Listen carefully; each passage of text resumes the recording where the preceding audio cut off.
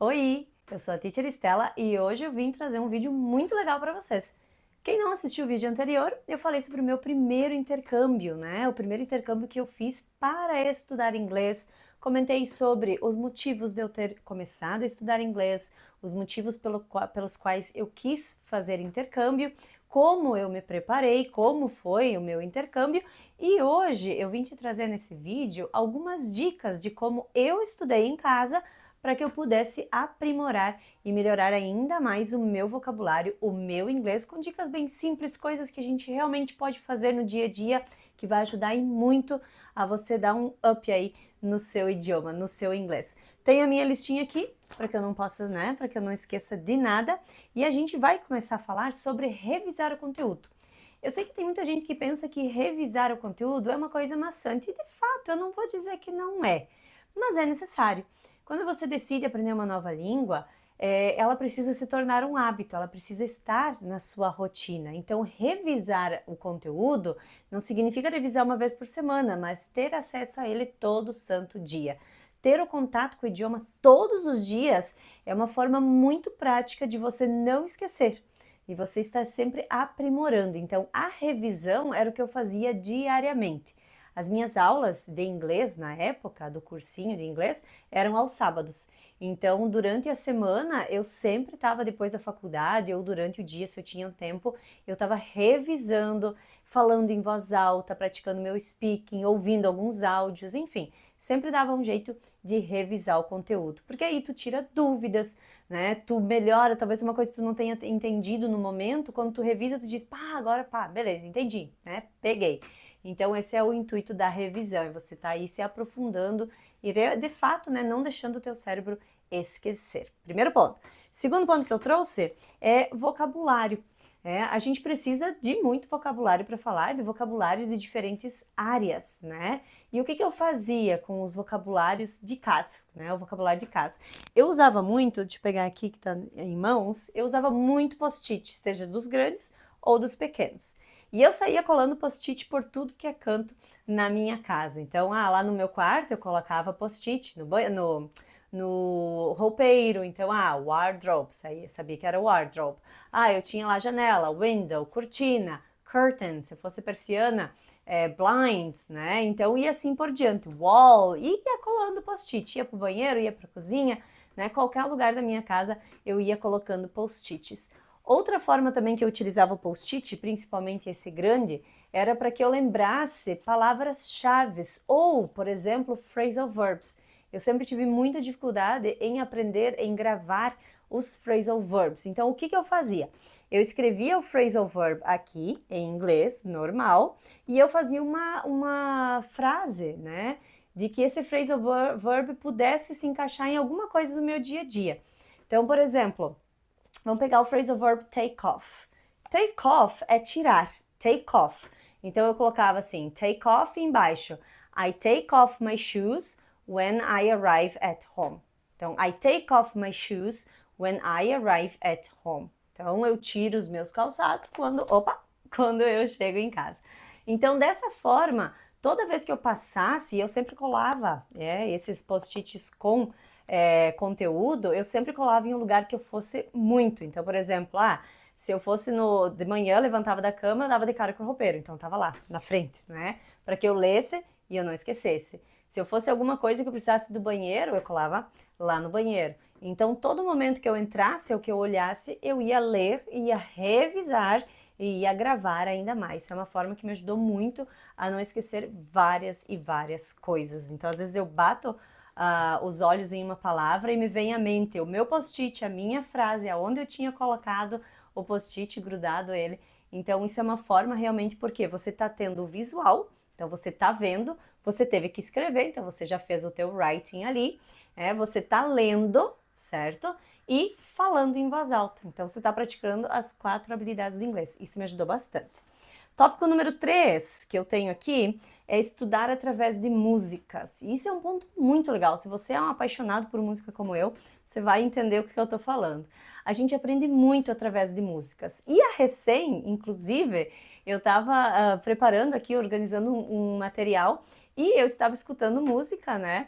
e tocou uma música do Hanson, que era uma banda da minha época, lá de mil e antigamente. Eu acho que eu tinha os meus 16, 15, 16 anos. Eu amava Hanson. Então o que que eu fazia? Eu ouvia muito as músicas deles, até me deu uma nostalgia, porque era bem a música que eu gostava. Então eu pegava aquela música, eu estudava as palavras, eu cantava junto para tentar acompanhar. Não precisava saber o que eu estava cantando, porque eu queria aprender a pronunciar. Então ali eu cantava junto e depois eu buscava as palavras, entendia. Então muito do que eu sabia de inglês na época e do que eu sei hoje, para mim, né, para mim, para o meu uso do inglês ou para levar para a sala de aula, é porque muitas palavras, muitas expressões eu aprendi ouvindo música. Então, esse é um ponto muito legal que a gente pode aprender. Claro, se você não gosta muito de música, mas você gosta de filmes, gente, tem um mundo de vocabulário, de expressões, de gramática para você revisar e aprender através dos filmes. Então, eu puxo para a música porque é uma coisa que eu sempre fui muito apaixonada. Inclusive, eu estou aprendendo um novo idioma e eu comecei por uma música, que era uma música que eu já conhecia nesse idioma que eu estou aprendendo e comecei por ela. Então ontem treinei bastante, né? Cantei junto, então já sei pronunciar, algumas palavras eu já conhecia, outras eu fui buscar depois. Então assim eu também sigo, né? Fazendo o mesmo processo que eu fiz lá em 2010, 2011, quando eu comecei a estudar de verdade inglês, ou lá desde os meus 15 anos, quando eu tive o primeiro contato, 13, 15 anos, com o inglês. Então, tô voltando e recuperando tudo isso aí para aprender um novo idioma. Então, aprender com música é fantástico, porque principalmente tu vai cantar com a música trabalhando o teu speaking. Então, você já vai na fluidez. Você já aprende os linkings, que são palavras linkadas uma na outra, já te traz fluência. Então, estudem música, aprendam inglês através das músicas, que é muito legal. Outro ponto que eu coloquei aqui é que eu também colocava o meu celular em inglês, né? Me perdi aqui nos tópicos. Um ponto muito legal, porque hoje em dia todo mundo tem o celular em mãos, né? Todo mundo tem o celular, leva para tudo que é lugar. Então o celular é a ferramenta mais fácil que você tem para praticar inglês. Então coloca o celular em inglês, escolhe lá se tu quer inglês britânico, se tu quer inglês americano. A gente tem, né, as nossas assistentes, né? Tem da Apple, a gente tem a Siri, do Android eu não lembro o nome, mas a gente tem as nossas assistentes, então conversem em inglês, façam perguntas em inglês. Eu fazia muito, hoje em dia eu ainda faço, porque aí tu tá praticando a tua pronúncia, tá praticando os teus vocabulários, tá praticando o teu listening. Então, utilizem o inglês de vocês utilizem o celular de vocês em inglês. Todas as notificações vêm em inglês, tudo que você precisa ler, né, que você recebe está em inglês. Então você acaba ampliando ainda mais o teu vocabulário. Isso é muito importante, além de praticar inglês com a assistente do celular. E caso você se sinta à vontade, coloca o teu computador também. Hoje eu tenho tanto o meu celular quanto o meu computador 100% em inglês. E eu te digo assim, o que melhora é muito, porque você está realmente ampliando e vendo várias palavras novas no teu dia a dia. Nada melhor do que ter contato, né? E o celular ou o teu computador tá aí para te ajudar. Outra coisa que eu coloquei aqui é que o que eu fazia na época? Eu me cadastrava em alguns sites onde eu pudesse conversar com as pessoas em inglês. Então, normalmente, inglês ou era a primeira língua, né? Era a língua mãe da pessoa, ou era a segunda língua, a terceira língua da pessoa. Então, eu me cadastrava, mesmo que eu não sabia praticamente nada, mas principalmente para tentar aflorar realmente o meu inglês. E ajudou bastante. Fiz amizade com pessoas diferentes, fiz amizade, recordo, com uma pessoa lá da Itália, então a gente conversou por Skype, por ligação na época, trocava e-mails, então era muito legal, porque aí eu pude desenvolver e ele me ajudava a melhorar o meu inglês e eu ensinava algumas coisas em português e essa pessoa me ensinava algumas coisas em italiano. Então foi muito legal, uma experiência muito bacana. Claro que hoje em dia, né, isso são anos depois, a gente tem que cuidar muito quais são as plataformas, as pessoas, porque infelizmente nem todo mundo está aí com o mesmo propósito que a gente, que é de aprender, de compartilhar conhecimento. Outra coisa que eu fazia aqui, que é muito legal, faço até hoje, inclusive, é criar diálogos. Então, às vezes eu crio diálogos na minha mente. Então, tem um tópico, por exemplo, que eu quero falar sobre. Então eu começo a falar sobre esse tópico em inglês. Falo em voz alta, porque aí o nosso ouvido está pegando o que a gente está produzindo. Se são palavras que ele já tem, né, conhecimento, ele te autocorrige, né, o teu cérebro, opa, né, daí tu, sem tu perceber, tu já está se autocorrigindo. Só que tudo isso vai acontecer durante o processo, por isso que dedicação, ouvir muito, falar muito em voz alta, escrever, ler, tudo isso faz parte do resultado que tu vem colhendo.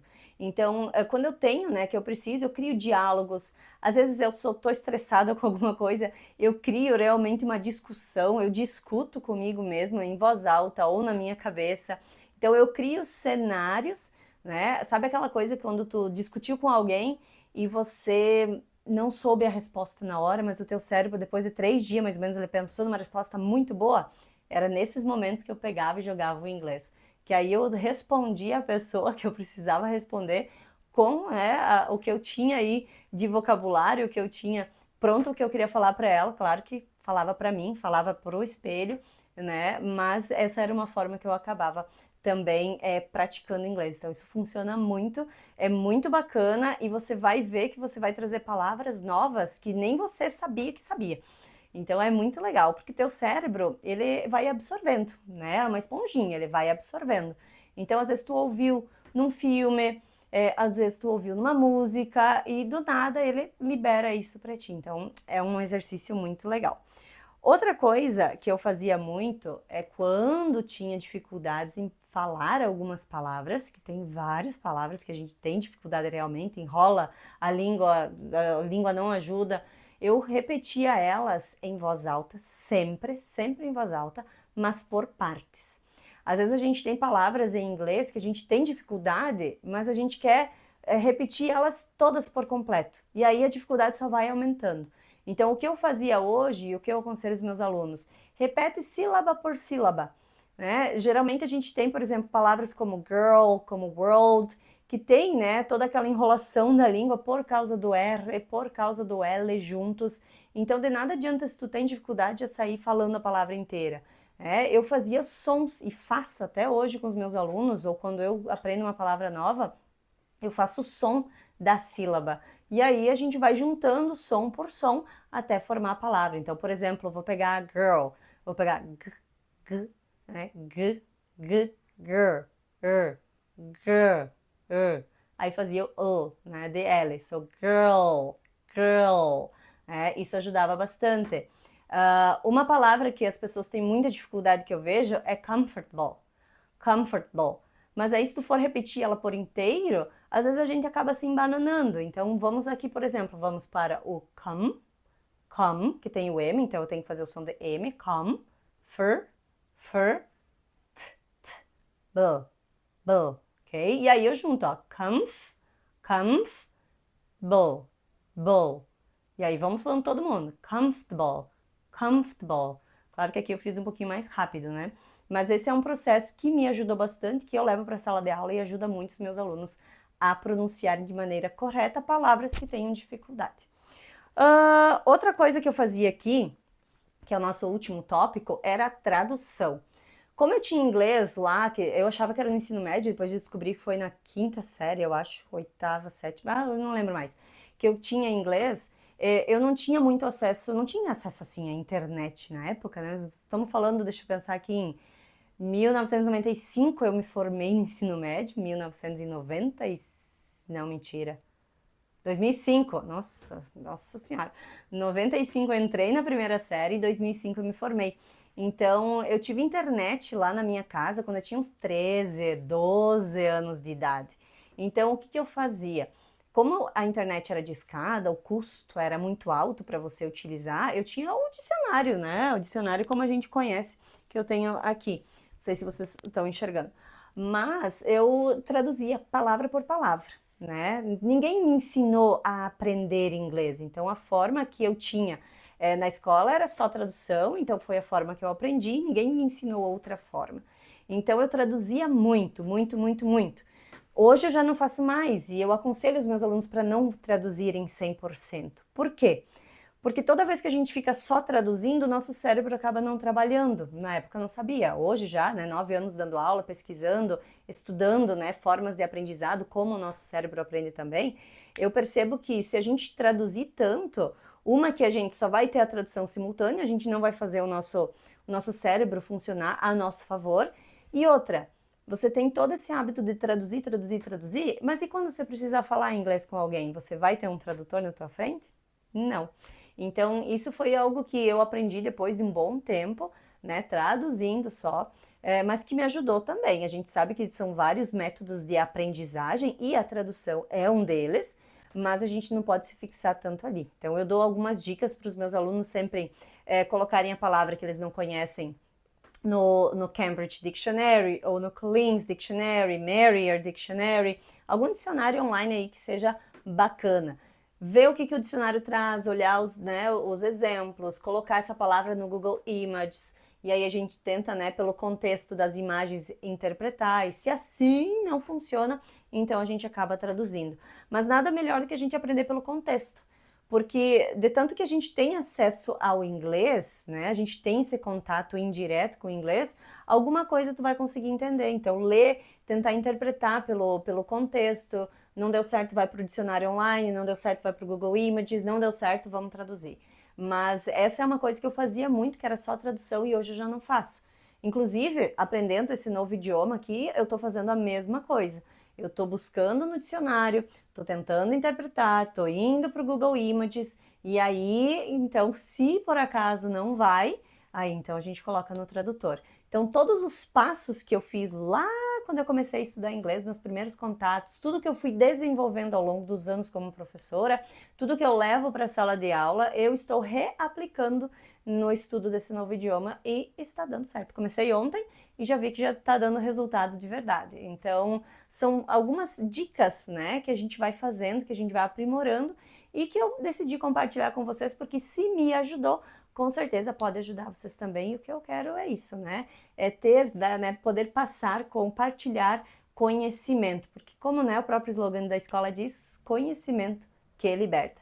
Se tu ainda não segue a escola, segue nas nossas redes sociais também, lá no Instagram, livremente_net, lá no TikTok, livremente_, aqui com certeza no YouTube. Já curta esse vídeo, já deixa o seu comentário se você gostou, se você tem alguma outra técnica de aprendizado para compartilhar comigo, para que eu possa compartilhar com mais pessoas e para o pessoal que também vem aí assistir o nosso vídeo. E se tu quiser colocar o teu inglês para jogo, na descrição aqui desse vídeo tem um curso muito legal que eu gravei o módulo 1 para você se virar e sair do 0 a 0 com o inglês. Bora colocar esse inglês para jogo?